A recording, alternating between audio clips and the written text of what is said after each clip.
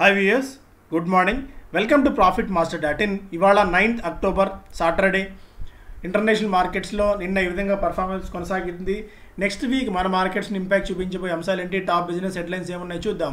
ముందుగా American markets నిన్న కొద్దిగా బలహీనమైన ట్రెండ్ కనిపించింది. ఒక దశలో పాజిటివ్గా మార్కెట్స్ కనిపించినప్పటికీ కూడా జాబ్స్ రిపోర్ట్ వచ్చింది, నిరుత్సాహపరిచింది. జాబ్లెస్ క్లెయిమ్స్ డేటా బాగా పెరిగిపోవడం, అనుకున్న దానికంటే అంచనాకు తగ్గట్టు అక్కడ కొత్త జాబ్స్ క్రియేట్ కాకపోగా అన్ఎంప్లాయ్మెంట్ డేటా పెరగడం, అన్ఎంప్లాయ్మెంట్ కూడా పెరగడం అనేది అక్కడ మార్కెట్స్ని కొద్దిగా నిరుత్సాహపరిచింది. దీంతో యుఎస్ మార్కెట్స్ నిన్న బలహీనమైన ట్రెండ్ చూసాం. టు డౌ జోన్స్, ఎస్ఎన్పి, నాస్డాక్ ఇవన్నీ కూడా బలహీనంగానే ముగిశాయి. నిన్న ముగిసిన యూరోపియన్ మార్కెట్స్లో ఒక మిక్స్డ్ ట్రెండ్ అయితే కనిపించింది. ఏషియన్ మార్కెట్స్లో పాజిటివిటీ నిన్న మనం చూసాం. గోల్డ్ $1750-1760 దగ్గర ట్రేడ్ అవుతుంది. యుఎస్ 10-year బాండ్ yields 1.6% పైన ట్రేడ్ అవుతూ మనకు కనిపించాయి. ఈ రకంగా అయితే ఆందోళన కలిగించే విషయం. మనకి 1.2, 1.3 నుంచి క్రమంగా పెరుగుతూ వస్తుంది యుఎస్ 10-year బాండ్ yields.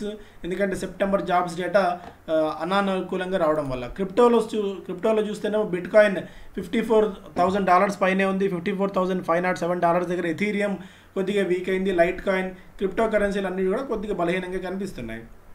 అటు గ్లోబల్ కార్పొరేట్ ట్యాక్స్ 15% ఉండాలని చెప్పి ఈ OECD దేశాలన్నీ కూడా అనుకున్నాయి. ఎందుకంటే ప్రపంచవ్యాప్తంగా అంటే కొన్ని ప్రధాన దేశాల్లో మనకి మల్టీ కంట్రీస్లో అంటే వివిధ కంట్రీస్లో వ్యాపారం చేస్తున్న ప్రముఖ కంపెనీలు ఎక్కడ దేశంలో తక్కువ ట్యాక్స్ ఉంటాయో అక్కడ తమ రిజిస్టర్ ఆఫీస్ని, హెడ్ ఆఫీస్ని పెట్టుకోవడము లాంటి కార్యక్రమాలు చేయడం వల్ల ఓవరాల్గా చాలా దేశాలకి ఈ పన్ను ప్రయోజనం అనేది దొరకట్లేదు, ట్యాక్స్ ప్రయోజనం దొరకట్లేదు అనే ఉద్దేశంతో కొన్ని దేశాలన్నీ కూడబలుకొని ఒక గ్లోబల్ కార్పొరేట్ ట్యాక్స్ ఒకటి విధించాలని ఆలోచన చేస్తున్న క్రమంలో ఇది ఒక మేజర్ డీల్ ఆ దేశాల మధ్య అయితే కుదిరింది.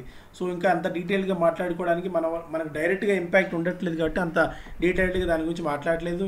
ఇక ఎకనామిక్ టైమ్స్ చూస్తేనేమో ఫస్ట్ పేజ్లో victor Tata cleared for take off. So take off తీసుకునేందుకు, ఎందుకంటే ఎయిర్ ఇండియా ఇప్పటికే దాదాపు 1,00,000 కోట్లకు పైగా 1,25,000 కోట్లకు పైగా భారాన్ని కేంద్ర ప్రభుత్వం మోసింది. ఎయిర్ ఇండియా రూపంలో అప్పులు అనుకోవచ్చు, జీతాలు, ఇలా ఎయిర్ ఇండియా నిర్వహణ, ఇవన్నీ కూడా ఒక తెల్ల ఏనుగులా ఒక ఐరావతంలో ఇంతకాలం ప్రభుత్వం నెత్తిన ఉన్న ఎయిర్ ఇండియాని ఎట్టకేలకి కేంద్ర ప్రభుత్వం వదిలించుకుంది.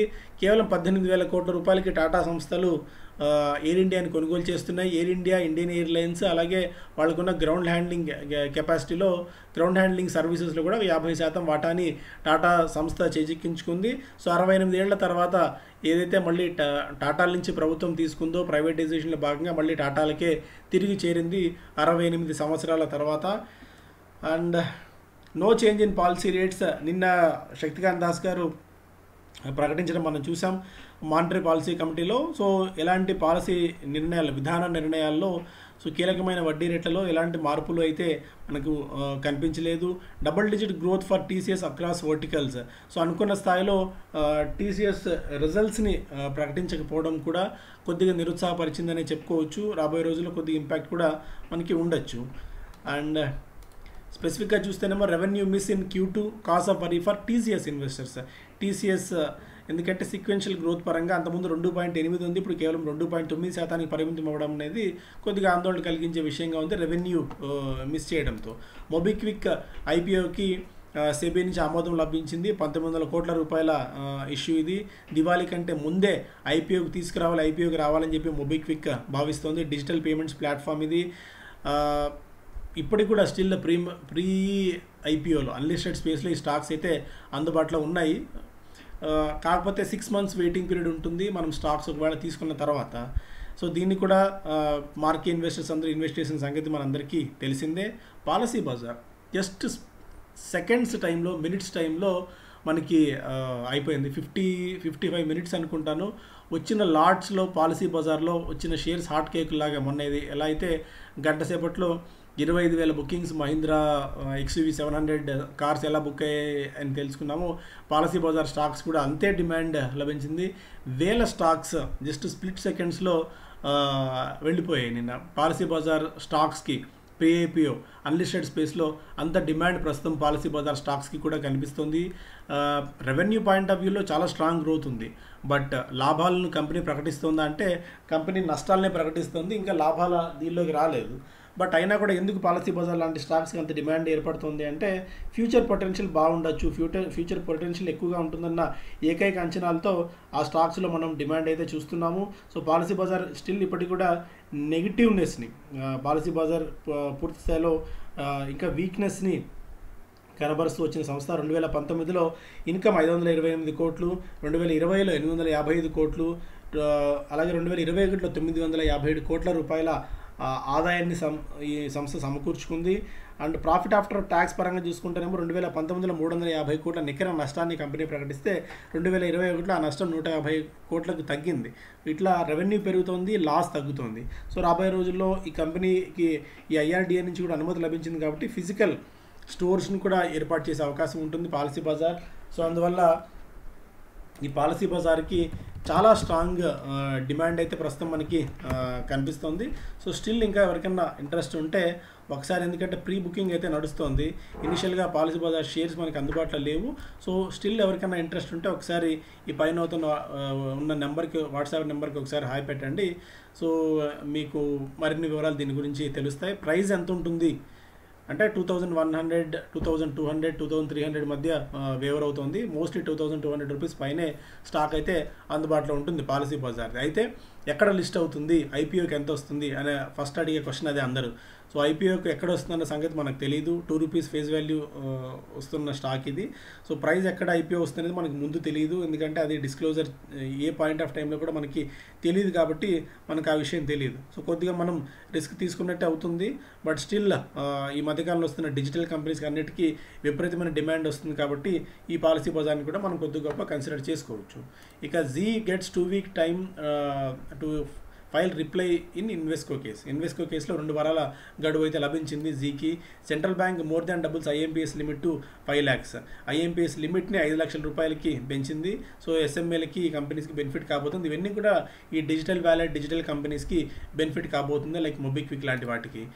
And malls revisit expansion plans as retail consumption recovers. Retail consumption పెరగడం వల్ల మళ్ళీ ఫినిక్స్ మాల్స్ లాంటివి ఈక్విటీ రైజ్ చేయడము, అండ్ అలాగే at the same time expansion ప్లాన్స్కి వెళ్తున్నాయి. ఆ ప్రక్రియ అంతా మళ్ళీ కమర్షియల్ స్పేస్లో, కమర్షియల్ రియల్ ఎస్టేట్ యాక్టివిటీ బాగా పెరిగింది. మదర్సన్ సుమి 2 కంపెనీస్ని అక్వైర్ చేసింది ఏరోస్పేస్లో. అలాగే డాక్టర్ అగర్వాల్స్ అనే company I hospitals, I care chain ఉన్న కంపెనీ 1000 కోట్ల రూపాయలు సమీకరించాలని చెప్పి చూస్తుంది విస్తరణ కోసం. Luxury car sales hit the fast lane with best quarterly show in 3 years. 3 ఏళ్ల కాలంలో లగ్జరీ ఈ సేల్స్కి అనూహ్యమైన డిమాండ్ అయితే ప్రస్తుతం పెరుగుతోంది. Speeding up 8500 units of luxury cars sold in July September క్వార్టర్లో ఇన్ని లగ్జరీ కార్స్ సేల్స్ అమ్ముడవుతున్నాయంటే డిమాండ్ ఎంత ఉంది, ప్రీ కోవిడ్ తర్వాత ఎంతగా జనాలు వీటి కోసం ఆత్రపడుతున్నారని చెప్పి ఇక్కడ మనం చూడాలి. బిజినెస్ స్టాండర్డ్ చూస్తేనేమో ఫస్ట్ పేజ్లో Air India goes to Tata for 18,000 crores. RBI begins policy normalisation, maintain status quo on rates. TCS profit rises 14.1% but misses street estimates. Subramanian, ఇది ఒక ఇంట్రెస్టింగ్ పాయింట్. ఇది బడ్జెట్ ఎక్సర్సైజ్ కంటే ముందు chief economic adviser CA Subramanian గారు quit అవ్వడం అనేది కొద్దిగా ఆశ్చర్యానికి గురి చేస్తోంది. టెస్లా కార్ ఇండియాలో 35 లక్షల రూపాయల వరకు ఉండొచ్చని చెప్పి నితిన్ గడ్కరీ గారు చెప్తున్నారు. కంపెనీ అధికారికంగా టెస్లా చెప్పకపోయినప్పటికీ ఈ ప్రైస్ ఈ రేంజ్లో ఉండొచ్చు అనేది నితిన్ గడ్కరీ గారు చెప్పిన మాట. అలాగే complaints threaten to stretch timelines for marquee issues. So marquee issues అయిన పేటీఎం, ఓయో, పాలసీ బజార్ లాంటి వాటికి వెయిటింగ్ టైం చాలా అప్రూవల్కి డిలే అవుతోంది. పేటీఎంకి ఇంకా అప్రూవల్ అయితే రాలేదు. పేటీఎం మేబీ నెక్స్ట్ వీక్లో అప్రూవల్ వచ్చే అవకాశం ఉంది అని చెప్పి స్ట్రీట్ భావిస్తోంది.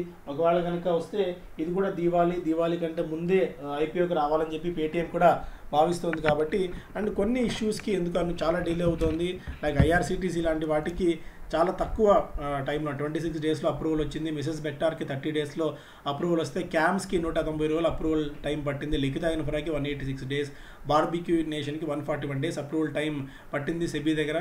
బట్ సమ్మో చూడాలి.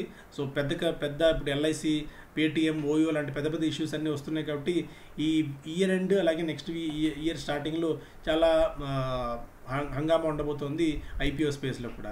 ఇక after Air India sale rerating likely for public sector ఫర్మ్స్కి రీరేటింగ్ జరగచ్చు. అందులో భాగంగా Oil India, BEL, ONGC, Coal India, NLC, NTPC, NHPC, NMDC, SJVN, NBCC, Cochin ship యార్డ్కి కొద్దిగా వాల్యుయేషన్ గేమ్ కూడా పెరగచ్చు, రీరేటింగ్ కూడా జరగచ్చు అని చెప్పి అనలిస్టులు భావిస్తున్నారు. ఇక సిప్ ఇన్ఫ్లోస్ నెలకి 10,000 కోట్ల రూపాయల మార్కుని చేరాయి. ఏప్రిల్లో 8,500 కోట్లు ఉన్నది, ఇప్పుడు 10,350 కోట్లకి సిప్ ఇన్ఫ్లోస్ నెల పెరిగాయంటే ఎంత డబ్బులు మార్కెట్స్లోకి వస్తున్నాయో మనం అర్థం చేసుకోవాలి. అయితే డెట్ ఓరియంటెడ్ స్కీమ్స్లో మాత్రం అవుట్ఫ్లోస్ బాగా పెరిగాయి, అది కూడా కొద్దిగా టెన్షన్ అయితే కనిపిస్తుంది. కానీ బట్ ఈక్విటీ ఇన్ఫ్లోస్ అయితే బాగా పెరుగుతున్నాయి. సో మేజర్ న్యూస్ ఇది. Thank you so much. Have a great weekend.